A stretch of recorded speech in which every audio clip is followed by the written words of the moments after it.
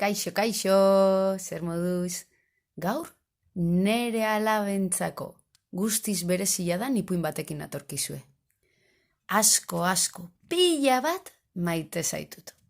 Nik izenburu horixe jarri diot. Erderazkoa da, baina nik euskeraz kontatuko dizuet. Juan Carlos Txandroren ipuina da. Bazen behin, amatxok garbantzito deitze zion umetxo bat. Egun hartan, garbantzito triste zegoen. Bere aitatxo bidaiatzen ari zen, behar bada laneko bidaia bat izango zen. Eta bere amatxok lan eta lan egin zuen egun osoan zehar, lana besterik ez.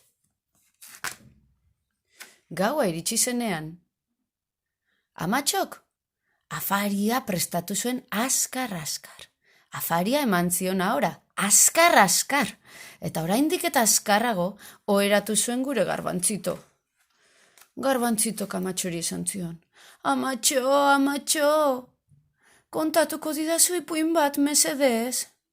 Eta amatxok erantzun zion. Ai, lastana, sentitzen dut, baina lan asko daukat oraindik egiteko. Ez larritu, bihar 2 kontatuko dizkizut. Eta garbantzitoko jukatu zion. Ama, ze nahi duzu seme? Amatxo, ez aidazu behintzat, asko maite nauzula. Eta orduan konturatu zen amatxo. Hainbestelan ez zula momentu bat bera ere izan egun osoan garbantzitorekin jolasteko. Eta esan zion, garbantzito, noski maite zaitu dala, pila bat. Eta pila bat maite zaitu danez, pila bat modutara esango dizut, zenbat maite zaitu dan. Lehendabizi, sudura itxita. Asko maite zaitut, garbantzito. Orain, esango dizut jartzun eginez.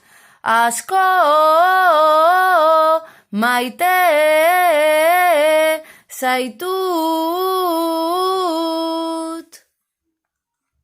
Orain, zezenak bezala esango dizut.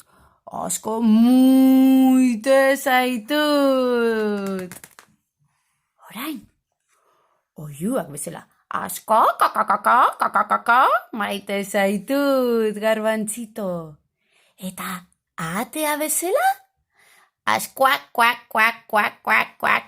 maite zaitut. Orain, sekretutxo bat bezala esango dizut belarrira. Asko maite zaitut. Eta orain, fuerte oiukatuz, asko maite zaitut! Eta orain, beti bezala esango izut garbantzito, besarkada potolo batekin. Asko maite zaitut, pila bat. Eta garbantzitok erantzun zion amatxo. Amatxo, badakizu ze? Badakit, asko maite nauzula. Baina asko gustatze zait, zuri hori esaten entzutia. Amatxok musu eman zion eta esan zion. Orain, ondo lo egin lastana, asko maite zaitut.